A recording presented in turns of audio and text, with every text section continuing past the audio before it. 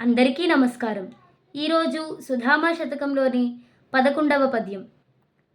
దినమార్తాండుని తేజం బనయంబును గప్పివేయ నగపడక నిసిన్ గనబడు తారలు ప్రజ్ఞన్ గొనె ఎల్పజ్ఞత విదల్చి కూల్చు సుధామా.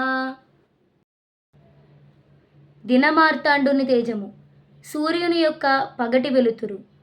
అనయము అత్యంతము సతతము. కప్పివేయన్ క్రమ్మివేయగా ఆచ్ఛాదన పరుపగా. అగపడక గోచరము కాక. తారలు నిసిన్ కనపడున్ నక్షత్రములు రాత్రి సమయములలో మాత్రమే కనిపించును. ప్రజ్ఞన్ కొని ప్రజ్ఞను చేకొని అందుకొని. అల్పజ్ఞతన్ అజ్ఞానకారకములను అంటే అజ్ఞానములను కలిగించు తెరలను. విదల్చి కూల్చు తొలగించుకొను. ఓ సుధామా, సూర్యుని యొక్క పగటి వెలుతురు ఎల్లప్పుడూ మిక్కిలిగా క్రమ్మివేయగా గోచరము కాక నక్షత్రములు రాత్రి సమయములలో మాత్రమే కనిపించును.